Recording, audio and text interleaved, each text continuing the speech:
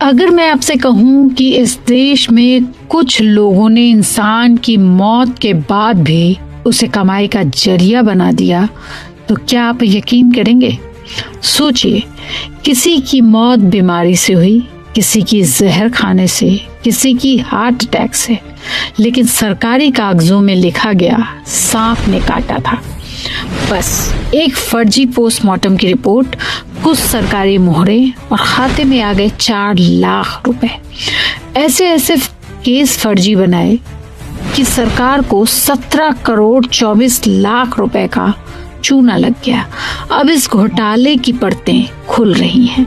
Doctor गिरफ्तार, बाबू गिरफ्तार, driver mastermind, वकील गिरफ्तार, बैंक का कर्मचारी गिरफ्तार और शक की सुई अब पूरे सिंडिकेट पर है।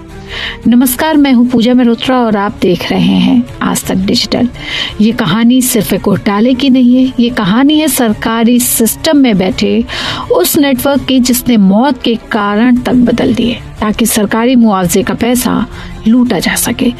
कैसे खेला गया 17 करोड़ का खेल? छत्तीसगढ़ सरकार के नियम कहते हैं अगर किसी व्यक्ति की मौत सर्पदंश यानी सांप काटने से होती है तो उसके परिवार को 4 लाख रुपए का मुआवजा मिलता है। यही नियम कुछ लोगों के लिए कमाई का जरिया बन गया।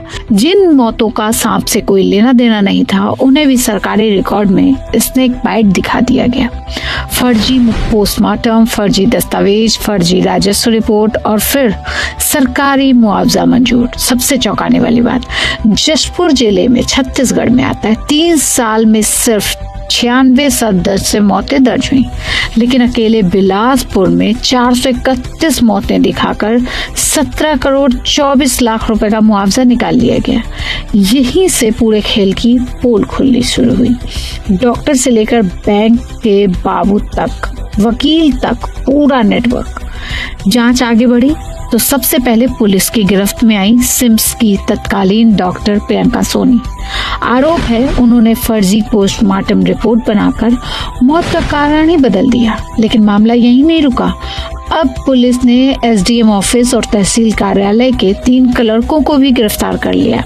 आरोप है इन्होंने अपनी सरकारी आईडी से फर्जी प्रकरण तैयार किए, रिपोर्ट अपलोड की और मुआवजे की प्रक्रिया को वैध बना दिया। यानी अगर डॉक्टर रिपोर्ट बदल रहा है तो राजस्व विभाग उस रिपोर्ट को सरकारी मंजूरी दिला रहे हैं।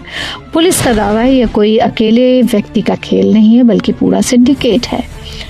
सबसे बड़ा मास्टरमाइंड कौन हो सकता है? तो जांच में ये भी आया सबसे चौंकाने वाला मामला वो किसी बड़े अफसर का नहीं बल्कि तहसीलदार के ड्राइवर गोविंद विश्वकर्मा का है।